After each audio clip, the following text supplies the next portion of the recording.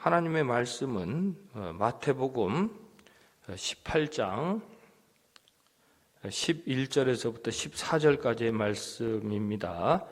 11절은 없음이라고 되어 있습니다. 한 절씩 교독하시겠습니다. 너희 생각에는 어떠하냐?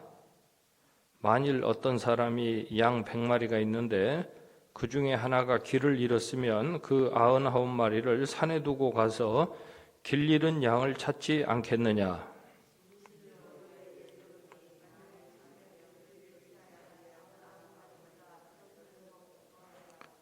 같이 읽겠습니다. 이와 같이 이 작은 자 중에 하나라도 잃는 것은 하늘에 계신 너희 아버지의 뜻이 아니니라. 아멘. 오늘 스승의 주일입니다. 스승님의 은혜를 깨닫고 그 은혜에 보답하는가를 생각하는 시간입니다. 제자 중에는 그 스승을 기억하는 제자가 있습니다. 또 스승 중에도 이 제자를 기억하는 그 스승이 있습니다. 오랜 시간이 지났지만 제자를 기억하고 사랑하는 스승이 있습니다. 제 고2 때 담임 선생님이 홍양길 선생님이신데 은퇴하신 지 꽤 되셨습니다. 그런데 한 2년 전에도 저한테 시집을 보내주셨습니다. 직접 손수 쓰신 광진구에 이제 거처를 마련하고 거기에 사시는데 이번에도 4월 13일에 또 시집을 이렇게 하나 보내주셨습니다. 손수 쓰신 날 데리고 사는 삶이다, 이런 시집을 보내주셨습니다.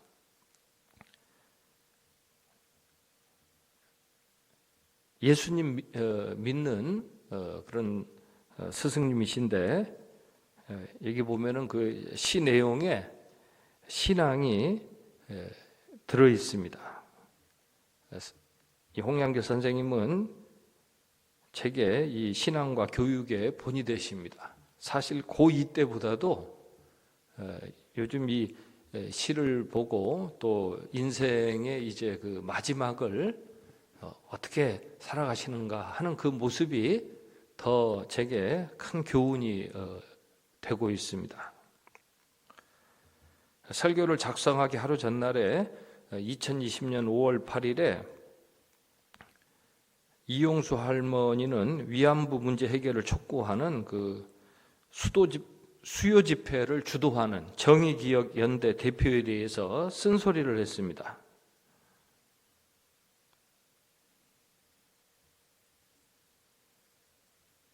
이용수 할머니는 약 30년간 이 대표와 함께 수요 집회 등 위안부 피해자 운동을 함께 해온 사이였는데 이번에 그 대표는 이 정치의 길을 선택을 했죠. 국회의원이 됐습니다. 이용수 할머니는 학생들이 집회에 나와서 용돈으로 모금에 참여했으므로 적절하게 사용되어야 한다고 했고 역사관을 지어서 한일 이 학생들이 역사를 잘 알도록 하는 일을 하겠다고 했습니다.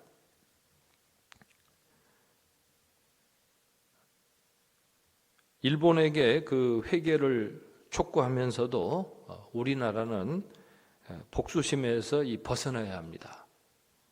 하나님은 요나를 니느웨로 보내시면서 요나가 니느웨에 회개를 촉구하도록 하시면서도 요나가 속에서부터 이 복수심을 버리게 하셨습니다. 오늘 예수님은 이 본문의 이 선행하는 말씀에서 작은 자를 하나도 업신여기지 말라고 말씀하셨습니다. 여기서 작은 자는 천국을 상속받는 하나님의 자녀를 가리킵니다. 하나님의 자녀에게 정치 논리를 먼저 가르치지 말아라 하는 그런 이 말씀이죠. 하나님의 자녀는 당연히 하나님의 말씀으로 양육받아야 한다. 예수님은 그렇게 알려주시고 이 말씀을 하셨습니다.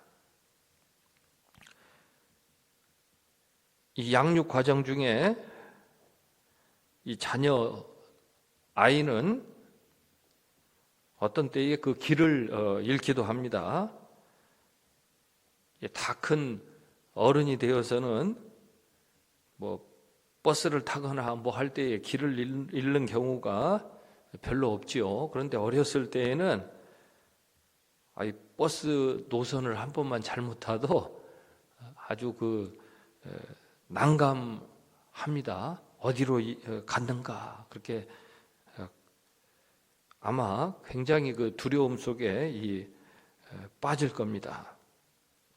그런데 예수님이 이 본문 말씀에서 택정함을 입은 하나님의 자녀가 설령 길을 잃고 헤맬지라도 다시 찾아주신다고 알려주십니다.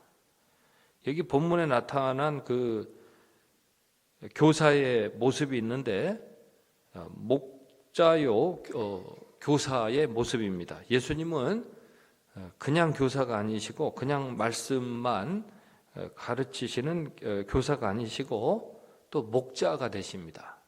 우리 에베소서에도 목사와 교사요라는 그런 직분이 있지 않습니까? 그러니까 성경에서는 교사라 그러면 목자와 교사, 목자이면서 이 교사를 가르치고 또 그렇게 말씀합니다. 예수님은 잃은 자녀를 찾아야 한다고 가르쳐 지키게 하시는 교사이시고 예수님은 실제로 잃은 양을 찾는 목자이십니다. 예수님 덕분에 하나님의 자녀는 잘 양육받고 제 길을 찾습니다.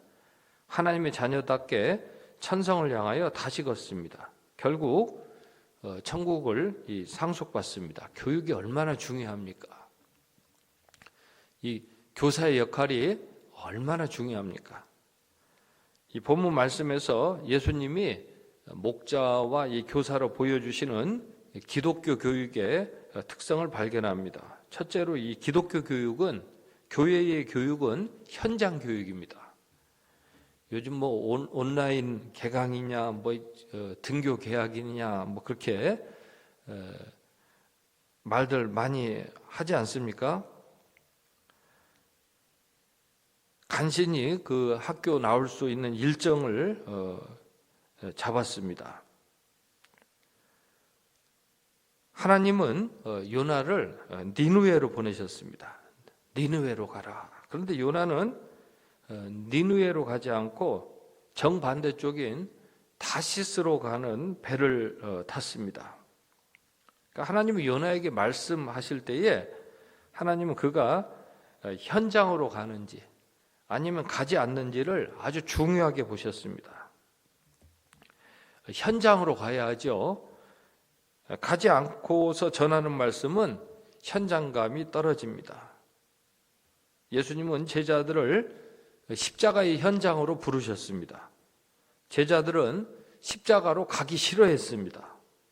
제자들은 십자가의 현장을 기피하고자 다른 데로 가고자 했습니다. 요나가 다시스로 가는 배를 탔는데 항해가 순조롭지 않았습니다. 배는 심한 풍랑을 만났고 요나는 바다에 던져졌습니다. 요나는 물고기 뱃속에 사흘간 머물렀습니다.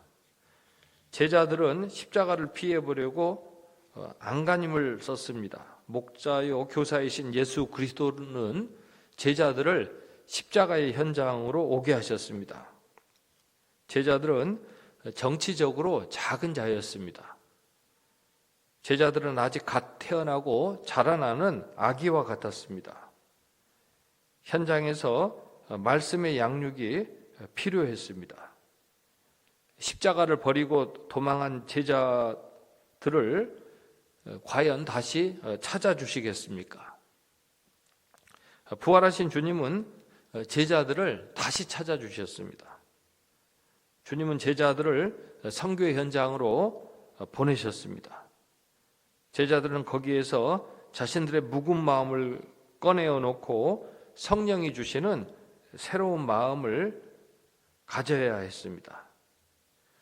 잃은 자는 찾지 않는다는 이 통념을 깨고 하나님은 요나가 물고기 뱃속을 체험하게 하셨습니다.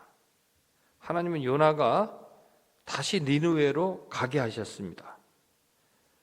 요나가 니느웨로 갔을 때에 하나님은 요나에게 말씀을 주셨습니다. 그전에는 그냥 니느웨로 가라 이 말씀만 하셨죠. 니느웨에 도착했을 때에 전할 말씀을 주셨습니다. 요나가 현장에 가지 않았더라면 요나는 현장에 적합한 말씀을 받지 못할 뻔했습니다. 요나는 현장에서 변화를 보았습니다. 그가 전하는 하나님의 말씀을 듣고 니느웨 백성들과 왕이 회개하는 모습을 보았습니다. 요나는 다른 사람을 통해서 전해 듣지 않았습니다. 요나는 현장에 있었으므로 몸소 체험을 하였습니다. 요나는 현장에서 박넝쿨의 유용함을 깨달았습니다. 그 더운 날 자기에게 그 뜨거운 그 볕을 막아주는 그 박넝쿨이 얼마나 자기에게 소중한지를 깨달았습니다. 요나는 하나님이 자신을 얼마나 사랑하시는지 그제서야 그 현장에서 깨달았습니다. 하나님은 니느웨의 이 포악함에 대한 요나의 반발 심리가 안정되게 하셨습니다. 그러니까 요나의 마음속에는 이 니느웨라는 이 말만 들으면요 아주 그 몸서리 치게 만드는 그런 그 반발하는 마음이 있었죠. 그만큼 그 이 니느웨 사람들이 그동안 악한 짓을 많이 했기 때문에 요나는 아주 쳐다보기도 싫어했습니다. 그렇지만 하나님께서는 요나에게 그 현장에 가서 그 변화되는 모습을 보아야 될 것이 아니냐. 요나를 그 현장으로 보내셨습니다. 제자들은 십자가에서 예수님이 자신들을 얼마나 사랑하시는지를 보았습니다. 십자가는 거치는 것 아닙니까? 쳐다보기도 싫은 그 십자가였는데 제자들은 십자가 앞에서 주님의 사랑을 다시 깨닫게 되었습니다. 또 제자들은 선교의 현장에서 주님이 얼마나 이 제자들을 돌보시고 아껴주시는지를 깨닫게 되었습니다. 제자들이 현장에서 기도할 때마다 주님은 응답하여 주셨습니다. 가지도 않으면서 여기서 뭐 해달라 간구하면은 주님께서는 뭐라고 응답하실까요? 뭐 달라고 하기 전에 먼저 뭐 하라고요? 가라고 말씀하시지 않겠습니까? 그런 이치와 같습니다. 제자들은 현장에서 때마다 도우시는 주님의 은혜에 따라서 더 이상 잃은 자가 되지 아니하였습니다. 코로나19로 인하여서 집에 콕 박혀 있어야 되는 그런 시대가 열렸다고 하지요. 집콕 시대다 그렇게 말을 합니다. 그런데 집에 식구 중에 한 사람이라도 감염이 되면은 다른 식구들이 감염될 확률이 아주 높습니다. 그래서 집이 청결해야 되죠. 집이 깨끗해야 됩니다. 집이 서로를 배려하는 그 거룩한 사랑이 그 어느 때보다도 그 요구가 됩니다. 성령으로 충만했던 제자들은 집 교회에서부터 출발을 했습니다. 그러니까 집 청소부터 시작했다 이렇게 보시면 됩니다. 집이 현장이죠. 집을 잘 돌볼 줄 알아야 되죠. 제자들은 또 집을 그렇게 깨끗하게 만들듯이 지구촌을 하나님의 집으로 보고 선교에 나섰습니다. 이 선교의 현장에서는 형제 자매 의식이 있어야 됩니다. 오바댜 선지자는 에돔이 형제 나라 야곱에게 정치적으로 대하다가 심판을 받게 된다고 예언을 하였습니다.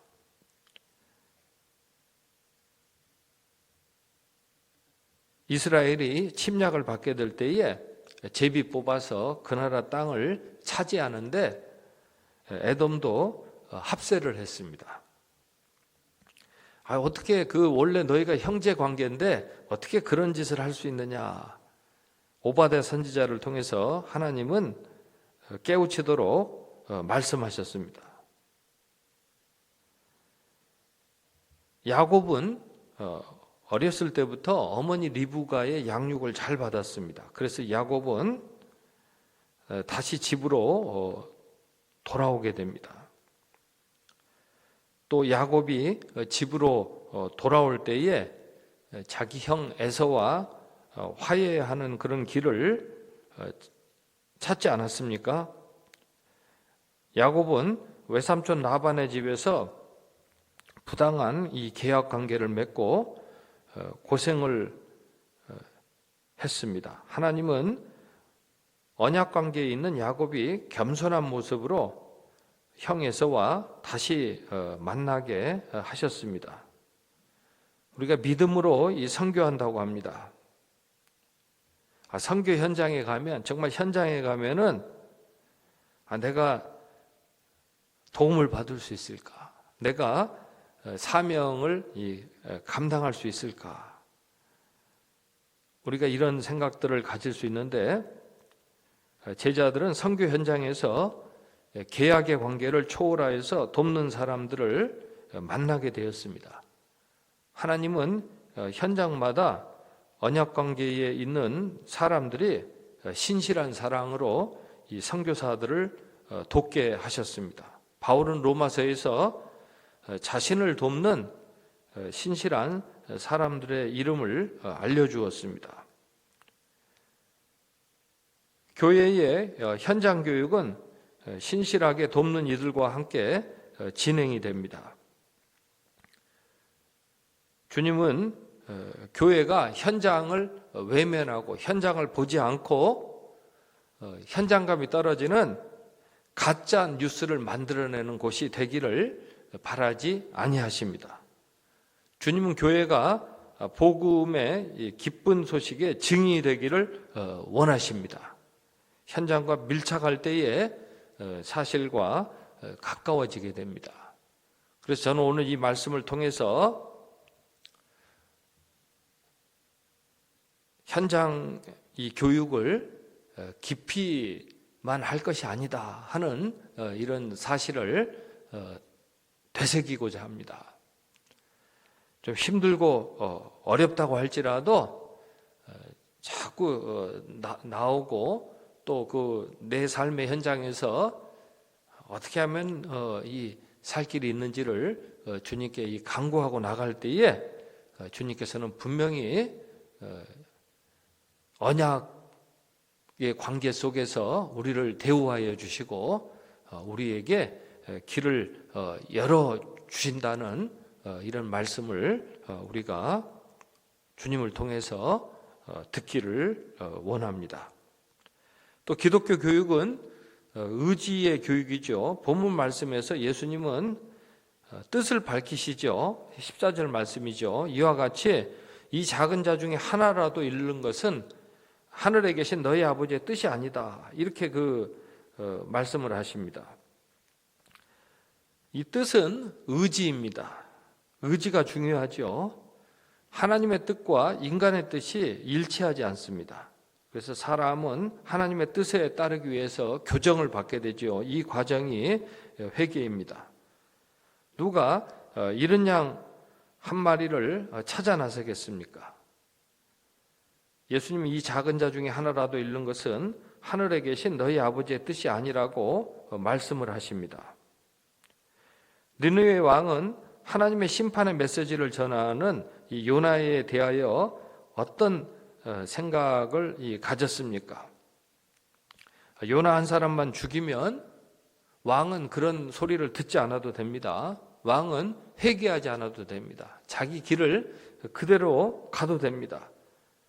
니네 왕은 백성들이 회개하였을 때에 백성들을 따라서 왕의 보좌에서 일어나서 왕복을 벗고 굵은 베옷을 입고 제 위에 앉았습니다.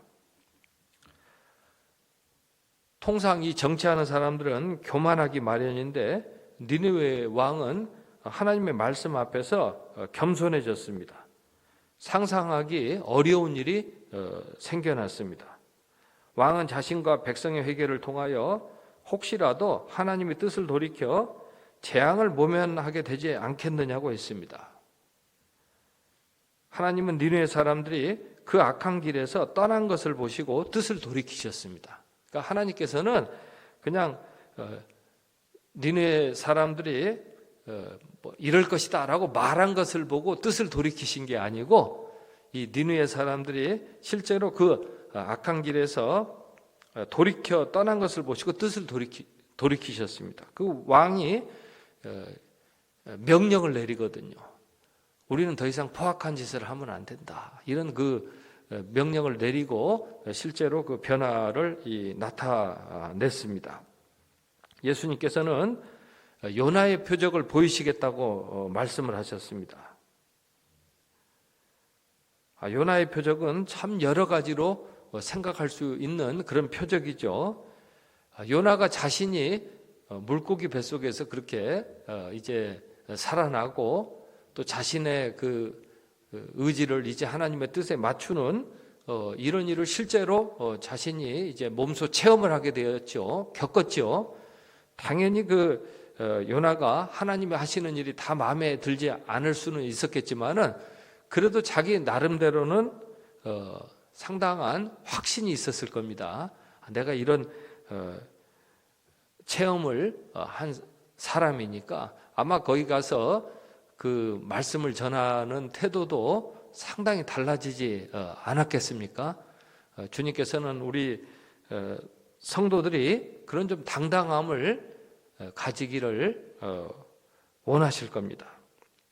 정치 권력자들이 예수님을 죽이기로 작당했습니다. 예수님께서는 당당히 성부의 뜻을 받들어서 대속의 십자가를 지셨죠. 예수님은 하나님의 뜻을 알고 계셨기 때문입니다. 한 사람이라도 잃지 않고 찾아야 되겠다.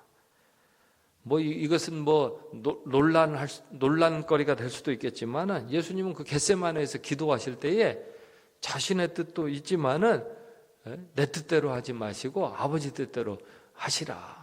그 예수님께서 딴 생각을 품으셨다는 뜻은 아니겠지만은 본을 보여주신 거죠. 사람은 이 의지를 하나님의 뜻에 맞추어야 한다. 이 의지가 얼마나 중요합니까? 그래서 십자가에서 그렇게 그 의지를 나타내셨을 때 성부는 죄인에 대한 처분을 예수님에게 다 맡기셨습니다. 그래서 그 제자들은 의지가 약하지 않았습니까? 그 십자가 앞에서 다 도망가 버렸지만은 예수님께서 그 제자들을 다시 제기를 찾게 해 주셨죠. 십자가에서. 그래서 이 요나의 이 표적은 이 의지를 잘 고쳐 가지고 다시 제기를 찾게 하는 그런 그 주님의 십자가의 은혜를 나타냄을 우리가 오늘 다시 기억할 필요가 있습니다. 주님께서는 교회 교육을 통하여 또 교회 목자와 교사의 역할을 하는 사람들을 통하여 우리 자녀들의 특별히 의지가 주님의 뜻에 합치되도록 그렇게 고쳐주시는 은혜를 베푸십니다. 오늘 또 우리가 제일 약해진 부분들이 많이 있겠지만 그 중에서도 어디가 좀 취약할 수 있어요? 주님의 뜻을 따르려는 우리의 의지가 약해졌을 수 있습니다. 주님께서는 오늘 이 말씀을 통하여서 이 의지에는 힘이 들어가는데 우리가 주님의 은혜를 이때에 주시는 주님의 은혜를 헛되이 받지 않도록 우리가 다시 한번 주님의 뜻을 숙고하고 나아가도록 단 하나라도 잃는 것은 하나님의 뜻이 아니다 하는 이 주님의 말씀을 뜻의 차원에서 우리의 힘을 다해서 의지를 다해서 이 말씀을 받아들이고 우리가 그 길로 천성으로 나아가기를 원하십니다.